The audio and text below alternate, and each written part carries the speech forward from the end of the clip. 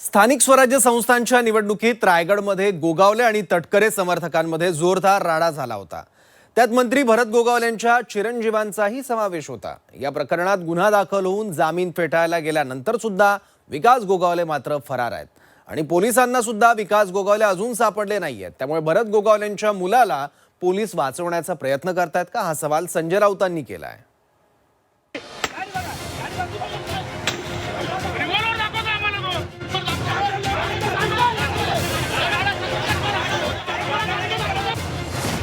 सामान्यांना एक आणि मंत्र्यांच्या मुलांना वेगळा न्याय।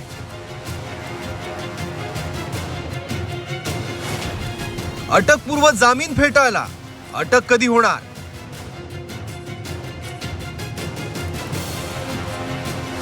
मंत्र्यांच्या फरार मुलाला कोण वाचवतंय? महाड निवडणुकीत हाय व्होल्टेज ड्रामा झाला होता। मंत्री भरत गोगावलेंचा मुलगा विकास गोगावले आणि तटकरेंच्या कार्यकर्त्यांमध्ये तुफान हाणामारी झाली होती।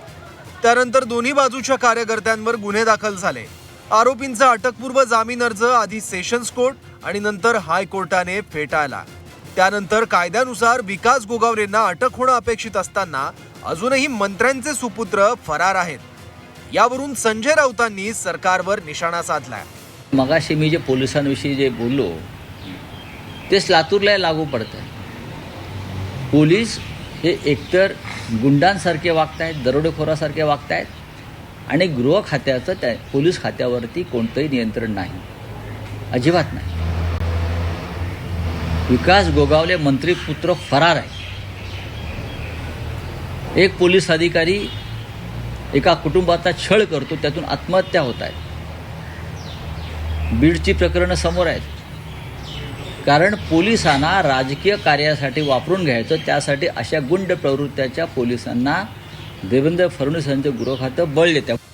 आता खुद्द मंत्र्यांचाच मुलगा फरार म्हटल्यावर टीका तर होणारच। यामुळे महायुती सरकारमध्ये मंत्री असलेले भरत गोगावले अडचणीत सापडण्याची शक्यता आहे। पण त्यांनी आम्ही कोर्टाचा मान ठेवतोय असं म्हणत राऊतांवरच टीका केली आहे। संजय राऊताला काही माहिती नाही आहे महाडमध्ये काय घटना घडली, काय नाही, कशी घडली, कुणाकडनं सुरुवात झाली, हे त्याला काही माहिती नाही संजय राऊतला। परंतु जे झालं ते झालं। काय आमची मुलं जे काय बूथवरती राऊंड मारत होते, भेटीगाठी देत होते आणि त्यात ते लोक समोरासमोर आले। आमचे लोक चालत येत होते, ते गाड्या घेऊन त्याच्यामध्ये लाठी काट्या, बॉडीगार्ड बरोबर रिव्हॉल्वर, हे सगळं कशासाठी? जर निवडणूक प्रक्रिया चालू आहे तर तुम्ही पण फिरा, आमचं त्याबद्दल दुमत नव्हतं। परंतु जे काय साहित्य घेऊन आले होते ह्याचा अर्थ तुम्ही जाणून बुजून भानगडी करायला आले होते आणि मग जे काय अंगावरती आले तिथं त्यावेळेला, तेव्हा हा घडलेला प्रकार आहे। तर गोगावलेंच्या मदतीला त्यांच्या पक्षाचे दुसरे मंत्री संजय शिरसाट धावून आले आणि त्यांनी संजय राऊतांवरच टीकेच्या फैरी सोडल्यात। न्याय मागताना किंवा जामीन मागताना जे काही न्यायिक प्रक्रिया कराव्या लागतात ते भरत गोगावलेचा मुलगा किंवा त्याला करायचे ते अधिकार आहेत आणि म्हणून त्या न्यायालयीन प्रक्रिया कुणी करूच नये असं कुणाचं मत असेल तर ते चुकीचं आहे।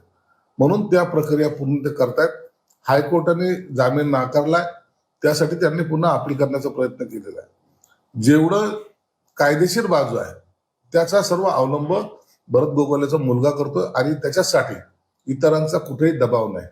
दबाव तंत्र असतं तर भरत गोगावलेचा मुलगा तुम्हाला कुठेही फिरताना दिसला असता किंवा त्यांनी न्यायालयाने ताबडतोब जामीनही दिला असता।